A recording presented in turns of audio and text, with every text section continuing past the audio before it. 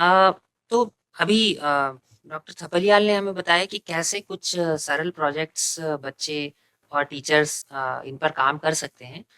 लेकिन डॉक्टर गैरोला, मैं आपसे ये जानना चाहूँगा कि इन एक्टिविटीज़ में, इन गतिविधियों में भाग लेकर के क्या बच्चे स्पेस साइंस और एस्ट्रोनॉमी में अपना करियर भी बना सकते हैं, और किस तरीके से वो अपने करियर बनाने के वो सोच सकते हैं इन क्षेत्रों में? जी। बिल्कुल बना सकते हैं। जैसे अभी जो बात चल रही है कि बच्चे छोटे-छोटे से प्रयोग कर सकते हैं। तो ये जो अलग-अलग प्रयोग करके उनकी जब वो इस तरीके के प्रयोग करेंगे स्पेस साइंस में तो उनकी जो इंटरेस्ट है वो अंतरिक्ष विज्ञान में विकसित होगा। और उन्हें इस क्षेत्र में करियर चुनने में थोड़ा-सा मदद मिलेगी कि हाँ, हम ये कर सकते हैं, हम इस तरीके के रॉकेट्स बनाना, चाहे उपग्रह बनाना या मौसम से रिलेटेड कोई जानकारी को प्रिडिक्ट करने के लिए कोई मॉडल तैयार करना। तो इससे जब वो इस तरीके के प्रयोग करेंगे, तो उनके अंदर वो इंटरेस्ट और जागेगा कि हम इसमें भी अपना फ्यूचर बना सकते हैं। जैसे उदाहरण के तौर पे रॉकेट बनाना और उसको उड़ाना, तारों का अवलोकन करना, इसके अलावा उपग्रहों का अध्ययन करना, उपग्रह से जो चित्र आते हैं जिनको हम सैटेलाइट इमेजरी बोलते हैं, कि पहले किस तरीके के चित्र आते थे सैटेलाइट इमेजरीज़ जिसका रेज़ोल्यूशन बहुत कोर्स होता था। लेकिन आज के टाइम में हमको वेरी वेरी हाई रेज़ोल्यूशन इमेजरीज़ मिलती हैं। तो वो कैसे सेंसर है, कैसे उसको डेवलप करते हैं, किस ढंग की हमारी रिक्वायरमेंट है, उसके आधार पे हम किस ढंग की स्टडीज़ को और आगे लेके जा सकते हैं। तो इससे ये सारे प्रयोग करेंगे तो उनके अंदर जो अंतरिक्ष विज्ञान के सिद्धांत हैं, उनको समझने में उनकी उनकी जो समझ है उसके प्रति और ज़्यादा विकसित होगी। इसी तरीके से जब वो अपने इन प्रयोगों करने के लिए डेटा को कलेक्ट करेंगे, उसको उसका विश्लेषण करेंगे, उसका निष्कर्ष निकालेंगे, तो उनके कौशल में भी विकास होता है। वो और ज़्यादा सक्षम होते हैं और ज़्यादा उनकी जो क्षमताएँ हैं वो बढ़ती हैं। ग्रह, सितारे, जो आकाशगंगाएँ हैं, उनके बारे में वो जान सकते हैं और अपने इंटरेस्ट को और बढ़ा सकते हैं। इसके अलावा जैसे इसरो है तो उनका एक यंग साइंटिस्ट प्रोग्राम भी है या बाकी एजेंसीज़ हैं, उनके भी प्रोग्राम हैं, जो स्टूडेंट्स को उनकी रुचियों के आधार पे, किसके क्या इंटरेस्ट है, उसके आधार पे उनको आगे बढ़ाने के लिए ऐसे प्रोग्रामों का आयोजन करते हैं और तो उसमें बच्चे पार्टिसिपेट करके अपने इसमें उनका करियर चुनने के लिए ये सब मददगार हो सकते हैं। बिल्कुल सही कहा मैम आपने कि ऐसे बहुत से संभावनाएँ हैं जिनको बच्चे देख सकते हैं और फ़ॉलो कर सकते हैं, परस्यू कर सकते हैं।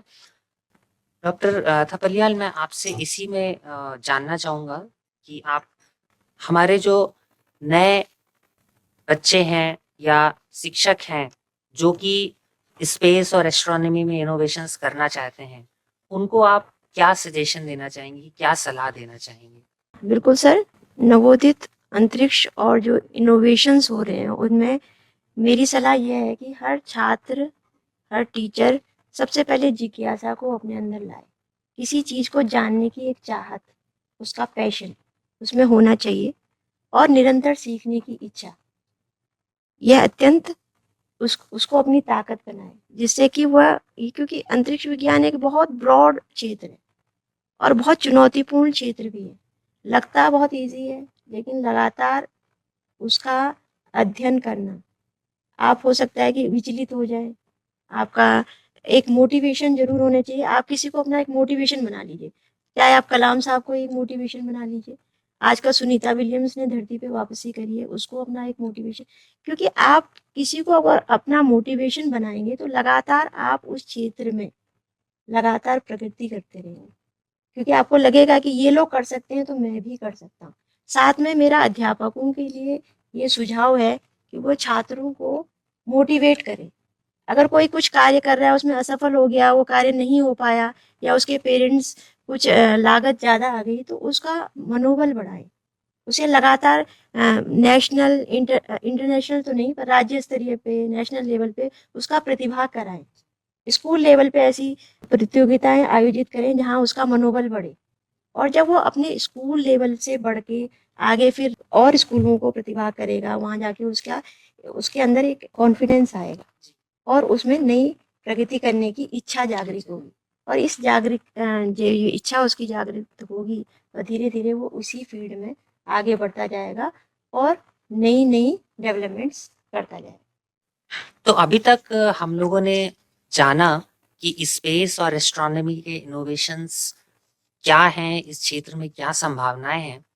अ, हमारे कार्यक्रम को समाप्त करने से पहले मैं हमारे दोनों एक्सपर्ट से जानना चाहूँगा कि क्या वो कुछ ऐसे छात्रों की कहानी साझा कर सकते हैं जिन्होंने स्पेस के इनोवेशंस में असाधारण सफलता प्राप्त करी हो और ऐसी सफलता प्राप्त करने के लिए वो और स्पेस साइंस को समझने के लिए वो कौन से नए स्रोतों को या सोर्सेस को रेकमेंड करना चाहेंगे, सलाह देना चाहेंगे हमारे श्रोताओं को?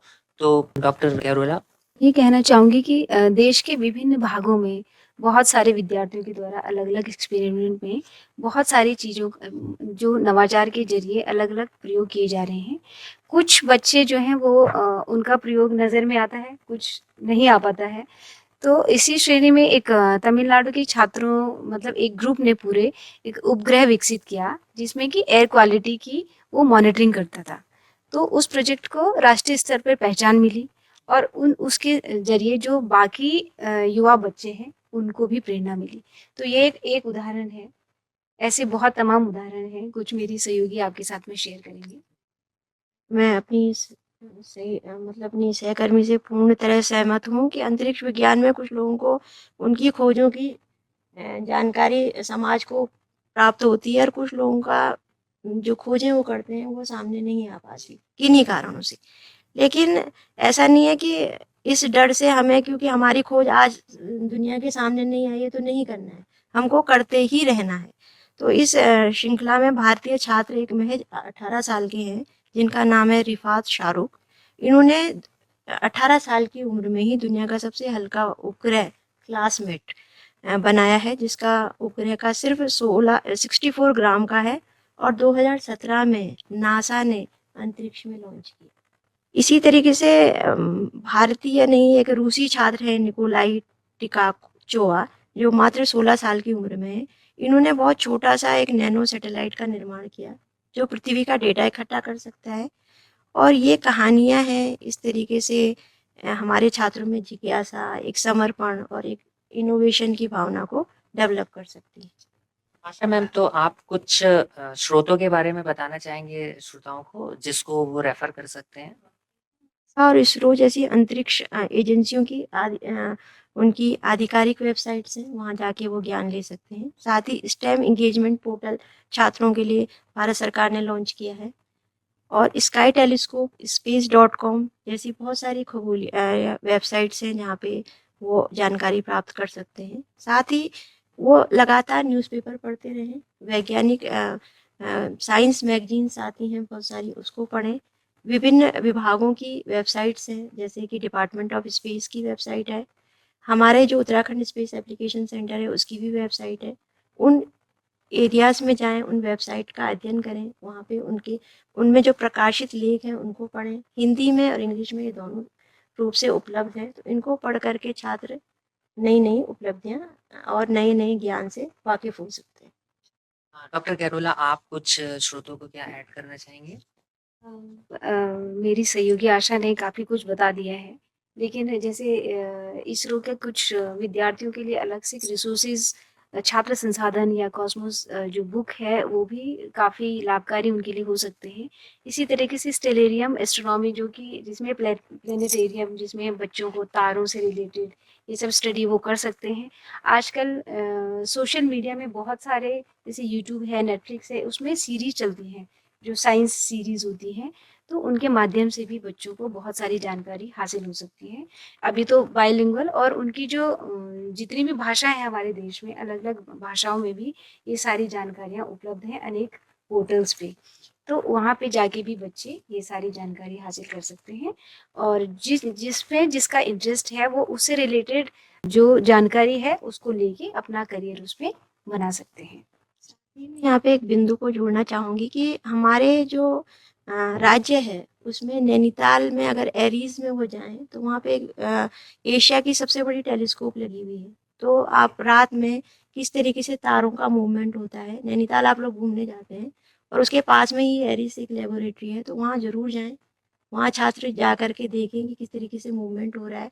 उसके अलावा आपके राज्य में आप उत्तराखंड स्पेस एप्लीकेशन सेंटर को भी विजिट कर सकते हैं। उत्तराखंड काउंसिल जो हमारा स्टेट यूकॉस्ट है वहाँ पे जा सकते हैं। तो ऐसी तमाम आपके आसपास भी बहुत सारी लैब्स हैं जहाँ आप विजिट कर सकते हैं और देख सकते हैं कि किस तरीके से वो लोग कार्य कर रहे हैं। सबसे पहले तो जो नियर बाई रिसोर्सेज हैं उनको ही अवेल कैसे हो सकते हैं वो देख सकते हैं। हाँ, उनको जानने की कोशिश कर सकते हैं और उसके अलावा जो बाकी तो सोशल मीडिया पे बहुत सारे हैं और जब आप जाके देखते हैं प्रत्यक्ष रूप से तो ज़्यादा सीखने को मिलता है ऐसे। बिल्कुल। तो दोस्तों, संभावनाएँ अनंत हैं, स्पेस अनंत है। हमारे आज के दोनों एक्सपर्ट्स ने, हमारे दोनों वक्ताओं ने ना केवल स्पेस और एस्ट्रोनॉमी में होने वाले इनोवेशंस, संभावनाओं पर प्रकाश डाला, बल्कि ये भी बताया कि किस तरीके से आप इस क्षेत्र में अपने इनोवेशंस कर सकते हैं और इनको आगे ले जा सकते हैं। मेरा हृदय से धन्यवाद दोनों ही हमारे वक्ताओं को, डॉक्टर गैरोला और डॉक्टर सब्रियाल को, कि आपने अपना अमूल्य समय दे करके हमारे श्रोताओं के लिए अपना ज्ञान हमारे साथ साझा किया। और मेरा धन्यवाद और मेरा बहुत सी विशेष बहुत सी शुभकामनाएं उन सभी छात्रों और शिक्षकों को जो इस सीरीज के माध्यम से हमारे साथ जुड़े हुए हैं, कि वो हमारे साथ ऐसे ही जुड़े रहें और सपने देखते रहें और उनको साकार करने के लिए प्रयास करते रहें। इसी के साथ हम लोग आज का एपिसोड यहाँ समाप्त करते हैं। धन्यवाद।